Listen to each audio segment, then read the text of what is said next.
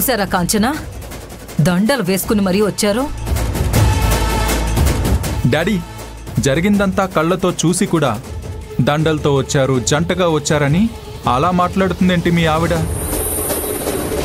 అంటే కోటి వాళ్ళకి పూర్తిగా తెలియదు కదా, ఎక్స్ప్లెయిన్ చేస్తున్నట్టుంది. అంతే మావయ్య గారు, అదే పనిలో ఉన్నారు.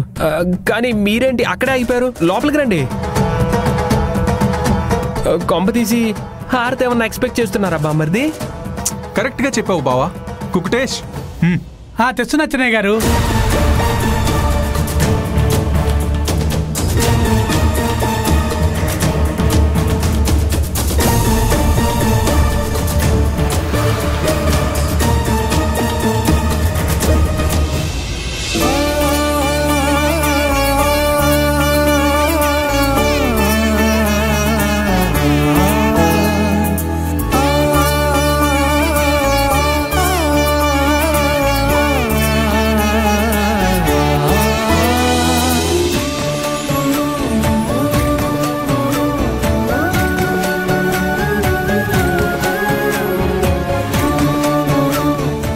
లోపలికి పద.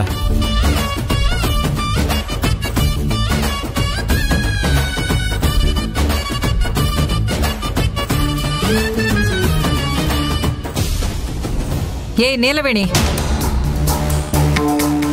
ఒకసారి నా కొడుకు తెలిసో తెలియకో తాళి కట్టాడు. ఆ తాళినే భారంగా ఫీల్ అవుతున్న దానివి మళ్ళీ మ్యారేజ్ రిజిస్ట్రేషన్ కి ఎలా కన్విన్స్ అయిపోతావు? బుద్ధుందా నీకు? డాడీ, నీలవేణి గురించి ఎవరు ఏం మాట్లాడినా నేను ఊరుకోనని చెప్పండి. అప్పుడు చేసిన తప్పుని సరిదిద్దుకోవడానికి తారక్ మ్యారేజ్ని రిజిస్ట్రేషన్ చేయించాడు.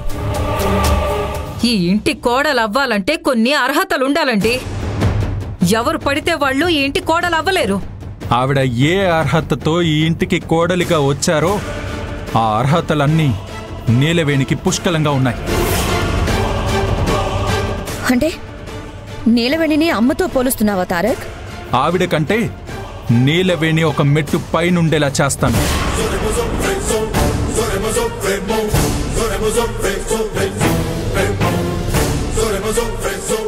నీలవేణి ఎందులోనూ తక్కువ కాదని నిరూపిస్తాను.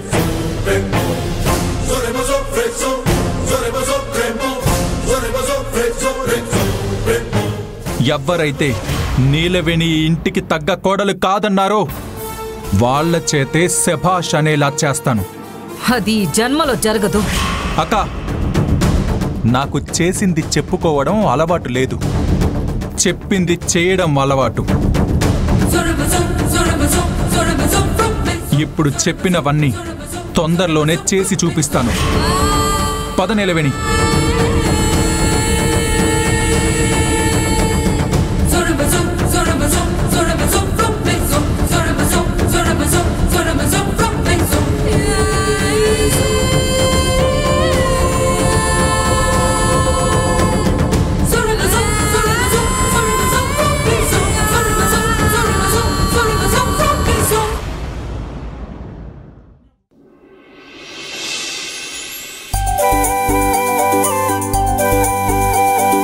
Daddy, thank you so much. ఎందుకురా? మ్యారేజ్ రిజిస్ట్రేషన్ చేయిద్దామని నీలవేణిని డైరెక్ట్గా అడుగుంటే తను ఖచ్చితంగా ఒప్పుకునేది కాదు. మీరు తనకి అర్థమయ్యేలా చెప్పారు కాబట్టి అక్కడ దాకా వచ్చింది. నాకు తెలిసి నీలవేణికి ఇప్పటికీ ఈ రిజిస్ట్రేషన్కు ఉన్న విలువ పూర్తిగా అర్థం అవ్వలేదనుకుంటున్నాను. అదేంటి డాడీ? నేను వీసా కోసం, ఆఫీసుకు సంబంధించిన పనుల కోసం ఇలాంటి సర్టిఫికేట్స్ అవసరమని తనని మభ్యపెట్టాను తప్పించి, అలా రిజిస్ట్రేషన్ చేయిస్తే అధికారికంగా నువ్వు ఈ ఇంటి కోడలు అవుతావమ్మా అని తనకు పూర్తిగా చెప్పలేదు. అదేంటి డాడీ? తనకి స్పష్టంగా చెప్పుంటే అర్థమైపోయేది కదా.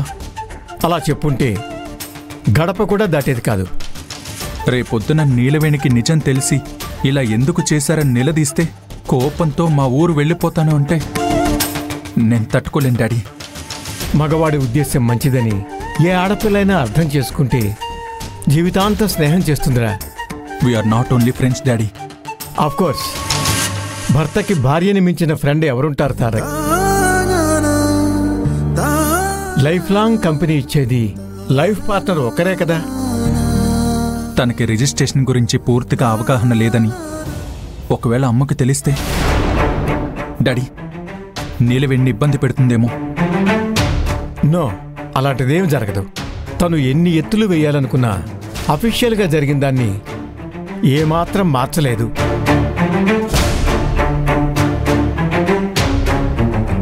అబద్ధాలు చెప్పొచ్చు కానీ సాక్ష్యాధారాలు మార్చలేం.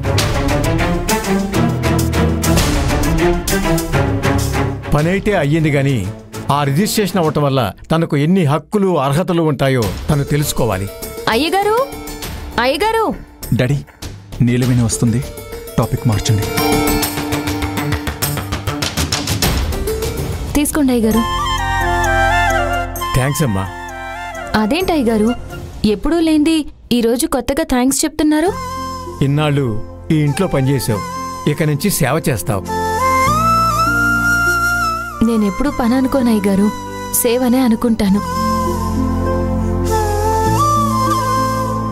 అయినా సహాయం గాని సేవ గాని చేస్తే థ్యాంక్స్ చెప్పకూడదంటారు కదా. ఇప్పుడు నీకు అర్థం కాదులే నీలవేణి, పోను పోను నీకే తెలుస్తుంది. ఏంటో మీరేమంటున్నారో నాకు తెలియట్లేదు. రేపటి నుంచి కాదంబరి, కాంచన నిన్ను చూసే విధానంలోనే మార్పు వస్తుంది. అయ్యయ్యో, నన్ను వేరు చేసి చూస్తే నాకు బాధగా ఉంటుంది అయ్యగారు. అలా చూడర్లే నీలవేణి, డాడీ అంటుంది వేరు. నేను కూడా అలా వేరు చెయ్యొద్దు అంటున్నాను. సరేలేమ్మా, సరేలేరా. తారక్, నీలవేణ్ణి కంగారు పెట్టద్దు. ఇప్పటి వరకు తను ఎలా ఉందో అలాగే ఉండనిద్దాం. Okay daddy. నువ్వు కాబట్టి ఇలా ఉన్నావమ్మా. అదే వేరే వాళ్ళైతే ఈ పాటికి హల్చల్ చేసేవాళ్ళు. దేనికి అయ్యగారు? దేనికంటావేంటి? ఆ హోదా, ఆ అధికారం, ఆ స్థాయి నీకుంది. నువ్వు తలుచుకుంటే ఏదైనా చేయగలవు తెలుసా? ఏంటో సార్, మీ మాటలు నాకు అర్థం కావట్లేదు. నేను వెళ్ళి నా పనులు చూసుకుంటాను. ఎక్కడ పనులు అక్కడే ఆగిపోయాయి.